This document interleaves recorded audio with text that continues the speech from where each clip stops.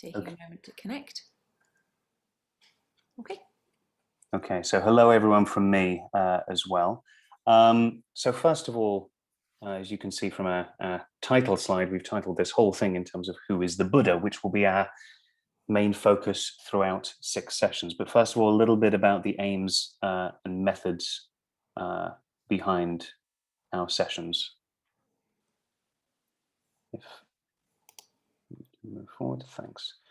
So the series aims. What we want to do is explore different characterizations of the Buddha in Asian Buddhist literature and in practice.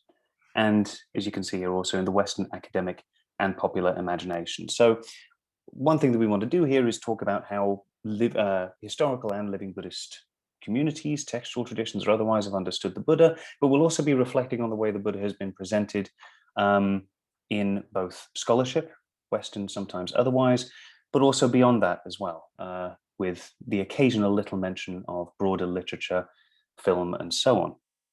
We're going to discuss and clarify concepts in Buddhism that appear in secondary education curricula across the UK, GCSE A-level, Scottish, National 5s, Highers, and so on. We have that in mind as we present this. And of course, we'll have a Q&A session towards the end, and this is an opportunity to ask us questions about things pertaining to that session or broader topics or themes across these different curricula. And we'll be introducing then also some potentially useful sources for understanding the Buddha and Buddhism and these different concepts. So for example, we'll talk occasionally about illuminating passages from the Pali Canon. That will be looking broader than that as well. We've noticed that in some of the resources that you may be using, textbooks and so on, there isn't always that much of an explanation of where one finds this stuff. So what are the good authoritative sources for talking about Buddhist belief and practice? And we hope to give you some other things that you could look at, some things you could cite in the classroom and so on. Some little bits and pieces about method as well. We'll be considering ideas proper to forms of both Theravada and Mahayana Buddhism. More on quite what those mean later on today or in other sessions. Whenever we're discussing things from the Theravadan Buddhist world, we're going to occasionally be using terminology in the language Pali, for example, Kamma, Dhamma, and so on. And then when we're discussing Mahayana Buddhism, we'll tend to use the terminology from Sanskrit, Karma, Dharma, and so on. It might be the case that just down to our own habits, we accidentally mix those up a little bit. But I think a key thing is when you're teaching, and I think as far as any exam board is concerned, there isn't too much to think about here. Kamma and Karma, Dhamma and Dharma are both acceptable. But this is the rule of thumb we're going to try and obey. Also, our slides here are going to be made available online after the session. And each slide has got notes on it, which talks a little bit more about the images we've used or the text that we've been looking at, and so on. And now a little bit about the sessions we have ahead of us. We've planned 6 sessions over the course of the next couple of months. Once again, taking the Buddha and different aspects of the Buddha's character and Buddhist tradition as our focus. Each session will speak for roughly 45 minutes in the form of something like a presentation, and then we'll be leaving up to about 30 minutes for questions and discussion. Once again, about the topic of the session that day, but we're more than happy to answer questions that you may have about Buddhism in general or more broadly. One thing to bear in mind, though, is that if we are covering a topic later on that might answer your question, it's possible that we will instead ask you to wait for a later session, depending on how long the answer would be. But at any rate, we're happy to help however we can. And again, these presentations are all going to be recorded and uploaded. Your cameras will be kept off for the main part of the session, but we'll have those on again by the time we reach the Q&A at the end. So without further ado, I hand over to Naomi to start off on our first session dealing with the Buddha, a historical figure or literary character. Okay, great. So the Buddha, the awakened one. Who is this Buddha who sits at the heart of these sessions that we've planned? So most of you will probably be aware that the Buddha is in fact an epithet rather than a name. So it does literally mean awakened, and it's the same word that we would use if we were talking about waking up from sleep. Of course, in this case, this awakening is not from literal sleep, but from, in some sense, a figurative sleep, for waking up from ignorance and other negative states. In the West, and still sometimes in textbooks, you'll find the term translated as enlightened. And in fact, this isn't a translation of the word Buddha, but it is kind of a translation of an idea of the Buddha based on 19th century perceptions of Buddhism matched up with notions of Enlightenment philosophy from the West. So it's a little bit of an anachronism, and we would certainly always prefer to use the more accurate term awakened. So the Buddha then can only really be called Buddha from the point of his awakening, and up until that time he is sometimes known as the Bodhisattva in Sanskrit, or Bodhisatta in Pali, which means something like a being on the way to awakening. So Bodhi is awakening. You can see it's related to the word Buddha, awakened. And so again, just to note, as Chris already mentioned, these languages. So Pali is the scriptural language of the Theravada school of Buddhism, the branch of Buddhism that's current in Sri Lanka and Southeast Asia. So if the terminology is in Pali, then it's very likely because we're talking about sources relating to that school of Buddhism. If it's in Sanskrit, then it's either a reference to perhaps Mahayana sources, but also there were other schools of Indian Buddhism that were not Mahayana. And don't worry if these terms are unfamiliar to you, we'll clarify them later for anybody who's new to this. So Sanskrit terminology doesn't necessarily mean Mahayana, but it certainly does mean that it's not Theravada, and the languages are very closely related. You can see that the spelling's often very similar, and quite often even the same exact spelling, and we'll come across some examples of that. Another way to refer to the Buddha before he becomes the Buddha is through what is understood to be his personal name, that is to say Siddhartha Gautama in Sanskrit, or Siddhartha Gautama in Pali. You might have heard the story behind Siddhartha as meaning one who has accomplished his aims, and so it gets linked into an understanding of the achievement of the Buddha as well. Gautama is a family name, a lineage name. In Sanskrit sources, he's perhaps more commonly referred to as Shakyamuni, the sage of the Shakya clan. So again, a hint at an important family lineage alongside a statement of his significance as a sage, or somebody who's accomplished something important. After his awakening, there are two other really important epithets that get used to describe him that you might come across in some of the sources. The first of these, Tathagata, is really difficult to translate. There's no easy way of explaining what Tathagata means. It gets glossed in different ways in different Buddhist sources as well. It means something like someone who's gone thus, or come thus, or done thus, or even someone who is thus like. It's a very ambiguous term, but it seems to really hint at the otherworldliness or inexplicability of the Buddha's attainment. Bhagavan is a bit more straightforward. It means Lord or Blessed One or Exalted One. It's an honorific term that's also used of high-class humans and even deities in wider Indian tradition. So these are some of the terms that you might find that are referring to this figure, the Buddha. And this Buddha is believed to have lived in what is now the borderlands of northeast India and Nepal in around about the 5th century BCE. That is to say, before the Common Era. So we use BCE and CE, Common Era, here, instead of BC and AD, as an acknowledgement that those markers are linked to particular cultural and indeed religious calendars. So we will be using BCE and CE in our presentations, as I expect many of you do also in your teaching.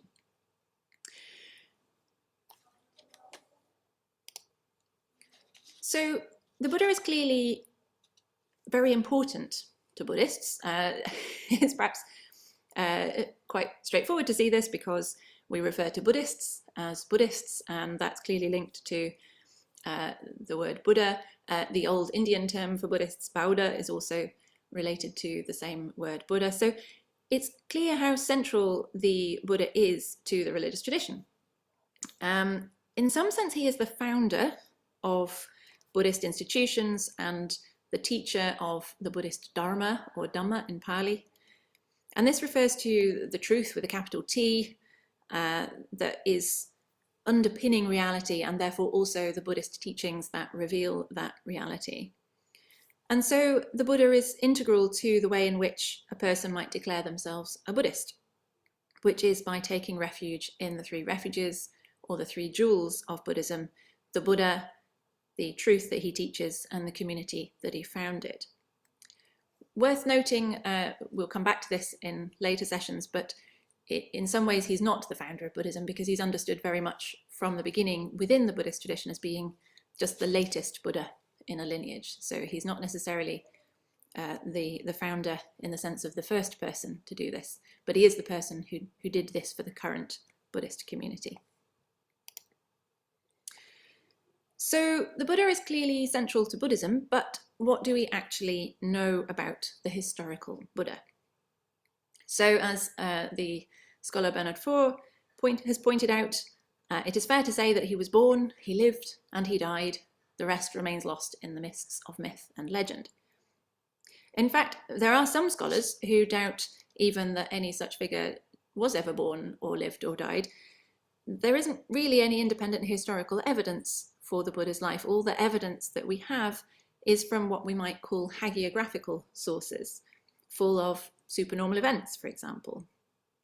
Modern Western depictions of the Buddha right back to the earliest English language account of the Buddha's life in the form of a poem called The Light of Asia, which was penned by Edwin Arnold in 1879. Such presentations tend to focus on the Buddha as a great man, a great philosopher, an emphasis that we'll be exploring more in the next session. And they tend to cut out or ignore the more supernormal, or, to use pejorative language, superstitious elements in the biography. And it's worth taking a moment to think about what our sources are for understanding the life of the Buddha.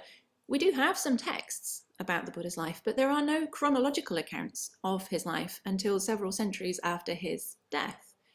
And the different accounts provide different details, which aren't always compatible with one another. The earliest Buddhist texts focus far more on the Buddha's teachings than his life story, with only a few episodes mentioned. We do also have art, however, including an early tradition of depicting key episodes, such as the awakening or the great renunciation that marks his departure from his home, setting off on his quest for awakening, or his first sermon, taught shortly after his attainment of awakening. And pilgrimage traditions also associate particular places with such key episodes, through a list that becomes standardized, a list of 8 episodes that include several we might label as miracles. And these became a really compact framework for celebrating the Buddha's life story in art and in pilgrimage. But there are no independent historical sources for the Buddha's life story. We're dealing with hagiography here, with literature, and so I would like to suggest that we may as well abandon any quest for a historical kernel of quote-unquote truth and start paying attention instead to what we can learn from the literary accounts. And that's what's behind our sneaky title for today's session, Historical Figure or Literary Character. So let's take the beginning of the Buddha's life story as an example. The Buddha was born. But what can we actually say about this? So first of all, we don't know when he was born exactly, with traditional dating and the latest scholarly efforts sometimes differing by a century or more. Tradition, including a lively contemporary pilgrimage tradition, tells us where, however, in the Lumbini Grove in present-day Nepal, which is actually a thriving pilgrimage centre nowadays and a UNESCO World Heritage Site. It's visited by Hindus as well as Buddhists because some Hindus believe that the Buddha was an incarnation of the god Vishnu. So the stories of the birth, and there are multiple, and they don't always agree, tell us that his mother was travelling back to her maternal home to give birth and was caught short in a grove of trees. She held onto a branch and gave birth standing up. The Buddha, or rather Bodhisattva at this point, because he's not yet achieved awakening, emerged from her right side and was caught and bathed and honoured by the gods. And many accounts tell us that he immediately took 7 steps and declared that this was his final birth. And so the image on the slide here captures some of this traditional account. So you can see his mother looking far too happy for somebody who's just given birth, holding onto a tree. And at the top you can see the god Brahma. You might think of him as being a Hindu god, but in fact he had an important place in Indian Buddhism as well. You can tell it's him because of the 3 faces. There'll be a 4th one at the back. He's carrying the golden baby Buddha to be on a throne. And so you can already see how even this single episode can tell us quite a lot about the way in which the Buddha was viewed. This is not an ordinary birth. For a start, his arrival is momentous enough to get the attention of the gods, who celebrate the event, pay honor to the baby. And it's important to note here that in Buddhist cosmology, the Buddha is superior to the gods because the gods are still stuck in the cycle of rebirth. So they have very long lives and a lot of fun, but they will ultimately die and be reborn elsewhere. And so the Buddha is superior to them because the Buddha has escaped the cycle of rebirth altogether, and more on that in a later session. So there's a clear hierarchy there, and this is visible in the story and its depictions. His arrival is also painless for both him and his mother, and involves absolutely zero mess. So the whole pregnancy, we're told, was pain-free, and there are some accounts, wonderful accounts, that describe the fetus sitting cross-legged inside a crystal chamber inside his mother's womb, so very far from the cramped and messy surroundings that are usually on offer. So he dodges the impurity that is associated with pregnancy and birth, and this is a sign of his status and his significance. There is also an old Indian tradition that it is the trauma of birth that wipes away your memory of past lives, and so the Buddha-to-be also avoids that with his unconventional arrival. For of course, the Buddha's birth is set against a background of belief in multiple lifetimes, and we'll discuss that a bit more in the next session, but the basic assumption underpinning Buddhist thought is that we are all trapped in a painful series of rebirths, as either humans, animals, gods, or hell beings. So the birth that is depicted here is actually not the beginning of the Buddha's life story at all. It's rather the last in a long series. And that explains why it's such an important event, because here is a being who has been gradually progressing towards this moment for countless lifetimes. So he's ready to declare that this is his last birth, that this very lifetime will be when he escapes the cycle of rebirth altogether. And it's interesting to note, I think, that this backstory actually applies to other characters in the story too. So the Buddha's parents, we learn, were his parents in multiple past lives too. And he in fact chooses them as the most suitable parents for his final lifetime. At the same moment that he's born, alongside the earthquakes and other signs of it being a momentous occasion, various other characters key to the story are born. His future wife, the cousin that will become his most loyal monastic follower, the horse that will carry him on his journey to escape the palace and renounce, and the charioteer, Chandaka, who you're going to meet in a moment, and many, many others. So this birth is not just a human birth, it's a communal and cosmic event marked by miraculous occurrences. So all of this richness from a single episode here. And we get even more when we place the episode into the context of what comes next. Because how, we might ask, and the students often do ask, I find, can a being who is so pure and so accomplished that he speaks and walks on the day of his birth and is praised by the gods, then be so ignorant and so unaware of reality that he spends his whole youth just completely protected from the notion of suffering or illness or death? Because that is what happens in normal accounts of the Buddha's life story. As many of you will know, we hear that he's raised in luxury and protected from the outside world, destined to be a great king perhaps. And then as a young man, he has this very dramatic encounter with four sights: a sick man, an old man, a corpse, and a religious wanderer. And this is what shocked him into seeking his own liberation. So the miraculous readiness and yet also complete ignorance of the young bodhisattva is a bit of a paradox in the life story. But if we see it as a literary paradox rather than one connected with history or historical truth, then we can appreciate its creative potential. So the young bodhisattva is both the end of a long multi-life quest and the beginning of a single life quest. And Buddhists who hear the story can have their own moment of realization, beginning from a state of ignorance in this very life, or they can be inspired to keep going, knowing that their goal may yet be several lifetimes distant. And in fact, some Buddhist texts even suggest that really the Buddha-to-be already knew about suffering and death, but that the encounter with the four sights was a useful teaching opportunity for the world. It's important, after all, to remember that Buddhists do learn from the stories told about their founding teacher, and so literary contrasts or embellishments are a natural aid to this learning. And as we're about to learn from Chris, it's not only the story of the birth that contains these sorts of productive tensions and literary embellishments that result in a story perfect for teaching Buddhist ideals. So over to Chris. Yeah, so we'll focus on some other content of the Buddha's life story as it's traditionally remembered and as you may encounter it in some of the basic textbooks or introductions to Buddhism. Now here, the idea that this is a traditional account is important. That word traditional is doing a lot of work. Buddhists across the world and for many centuries have held that Siddhartha Gautama was born as a prince in a life of luxury in, as we've just heard, present-day Nepal. However, the sense that he was what we might best describe as a prince, this is not a detail that we can locate in the very earliest episodes of the Buddha's life that we find in Buddhist literature. For one thing, our earliest sources concerning the Shakyas, that is the community among whom he's supposed to have been born, in those sources, it's quite clear that they didn't have such a thing as a king. And so Siddhartha was not perhaps something like a prince, not quite. Now, this doesn't mean that we can't teach that the Buddha was a prince, but we can reflect critically on who we mean by the Buddha when we say that, and our sources when a claim like that is being made.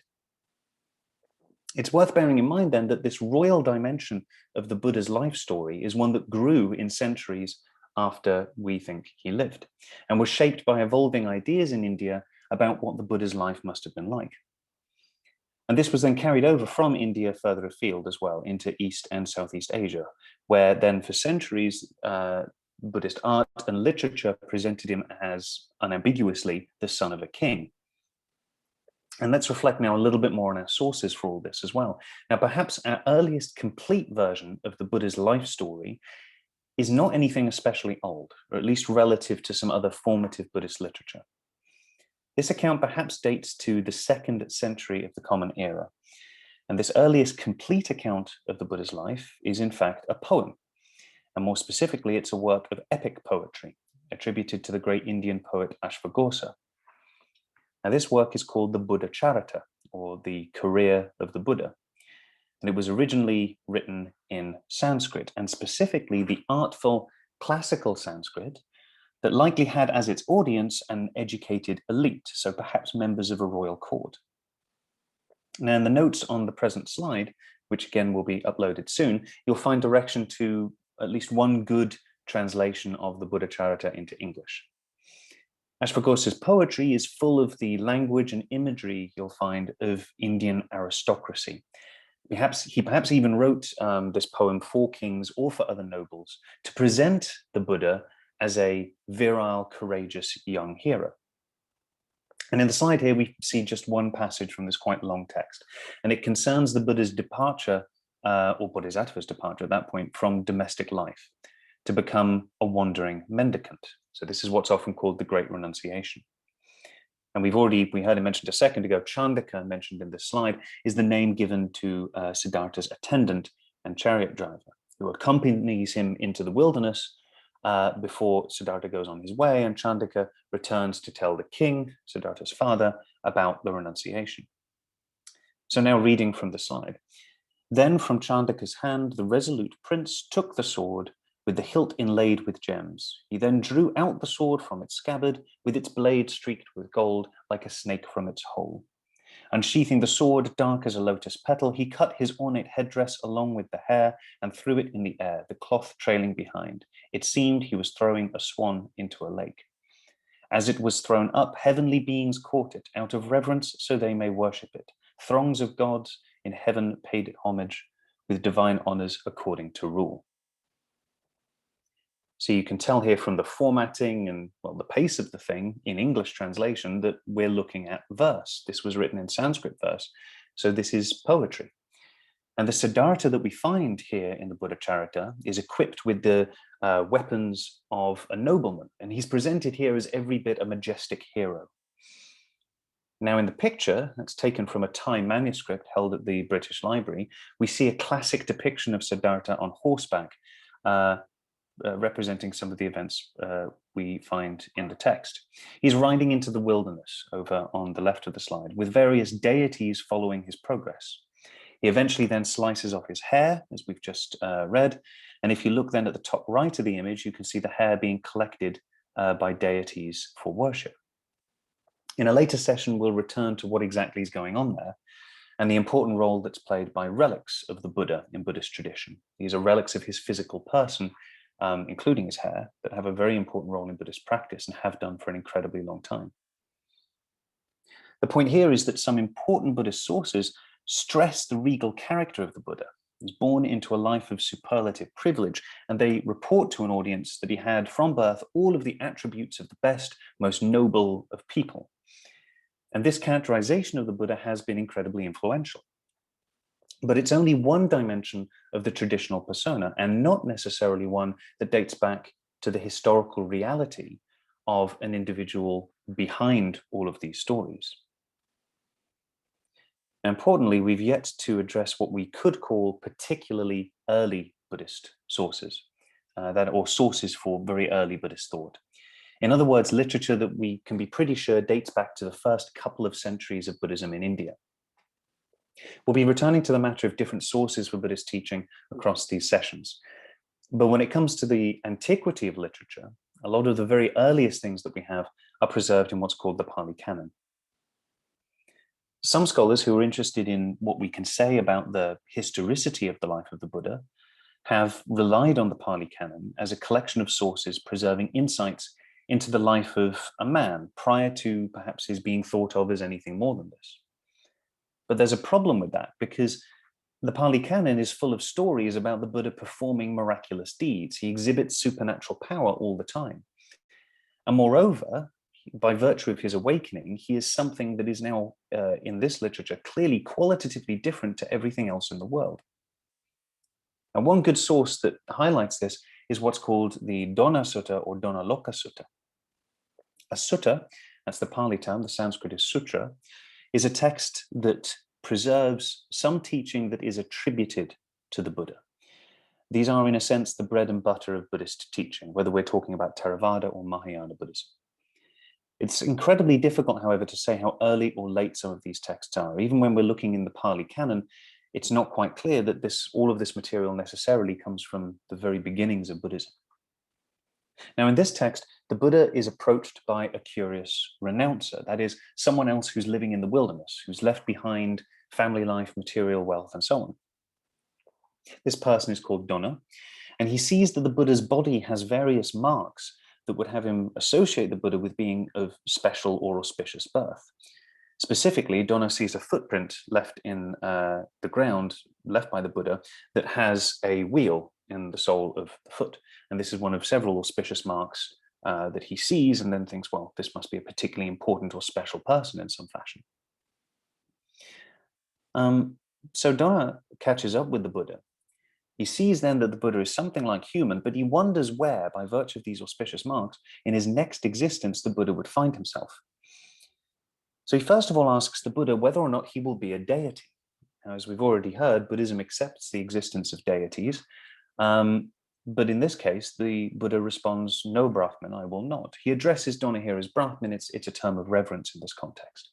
So the Buddha is saying that in spite of how it appears, he's not going to be a deity born into a particularly powerful rebirth after this one. Okay, so Dona asks, will you be a celestial spirit? This translates the term Gandhava or Gandharva. And this is a class of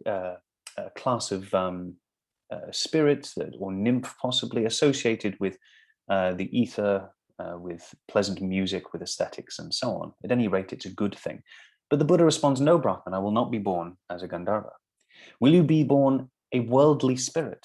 The term we're translating there is in Pali Yaka or Yaksha.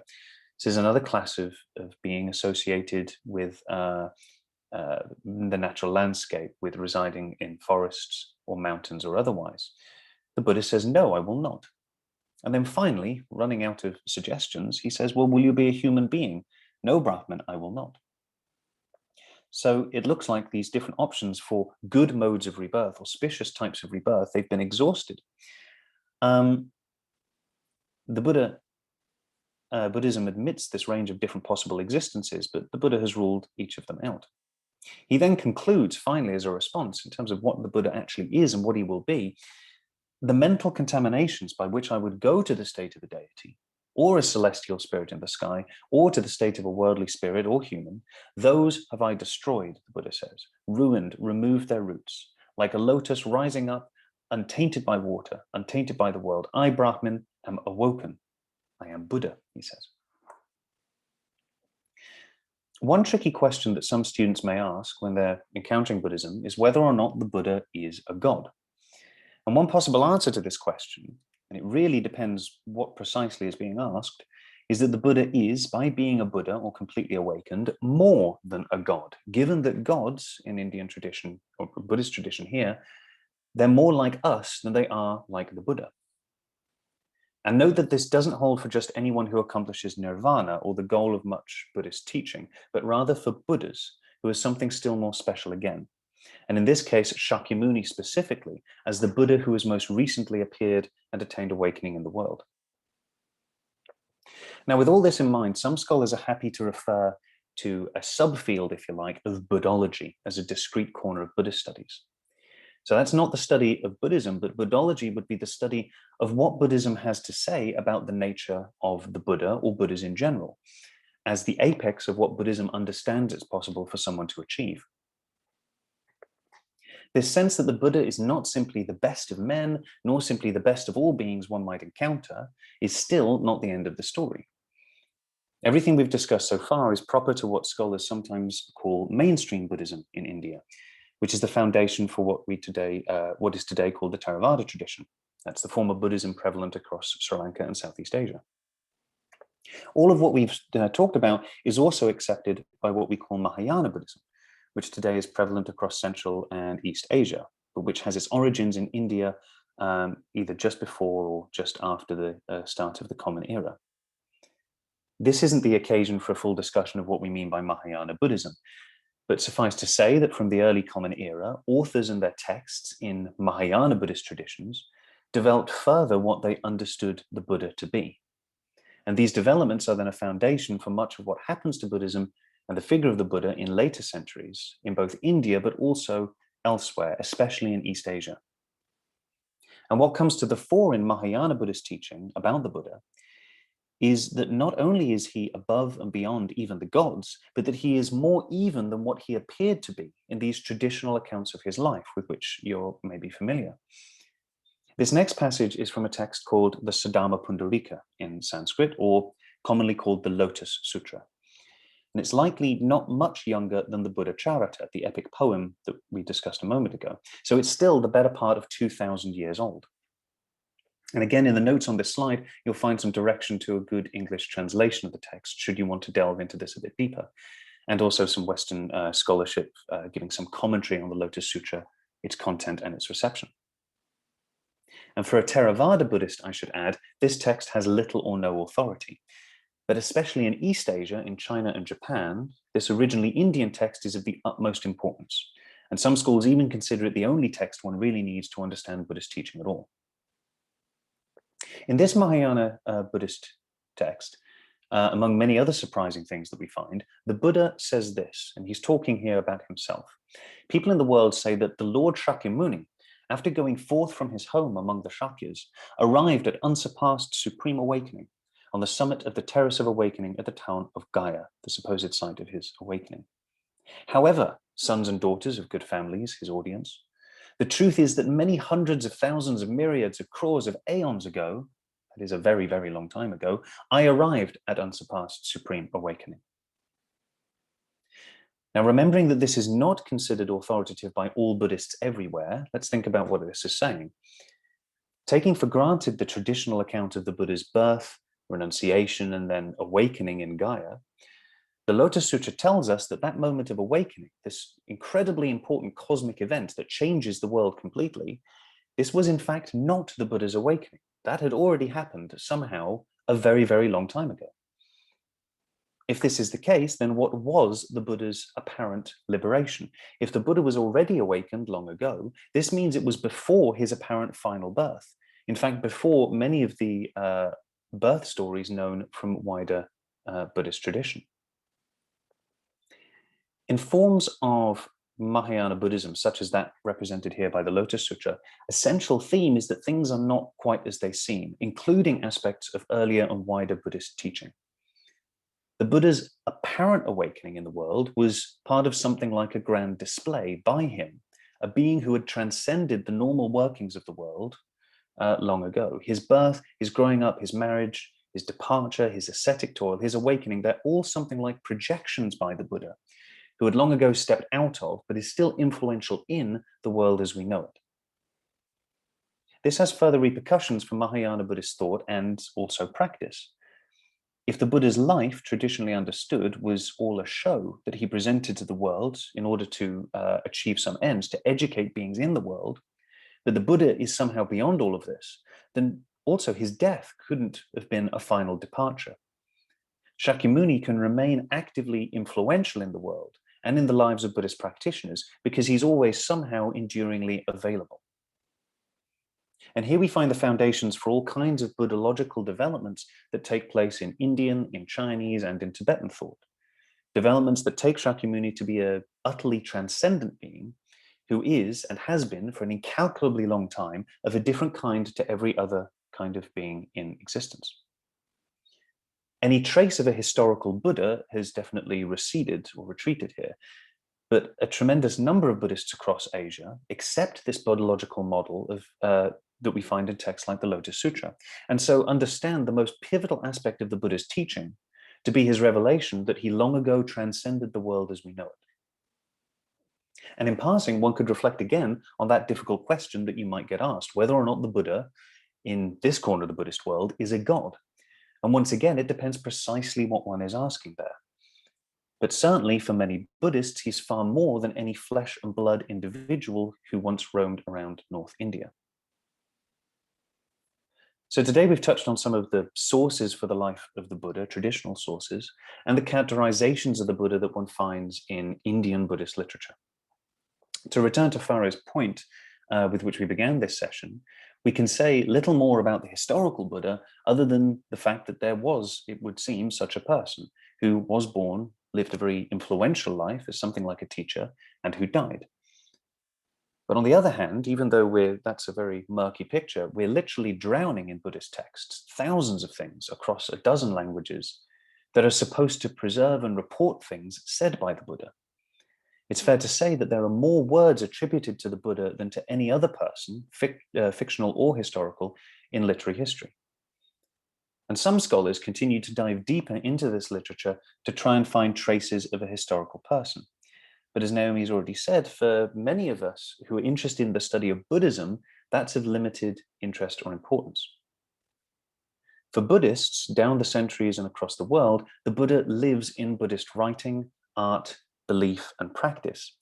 And it's there that we find a figure who is often characterized in many different ways, as a renunciant king, as the best of teachers, as a god among gods, or as something still more enigmatic or even abstract, completely unlike anything that we're used to. And across the rest of this series, we'll identify some of the other facets of the Buddha's character in the appreciation that he's far more than just a historical person, but rather one of the most complex and versatile religious figures known to us.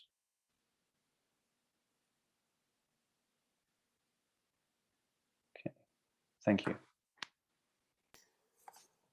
Okay, so I'm just stopping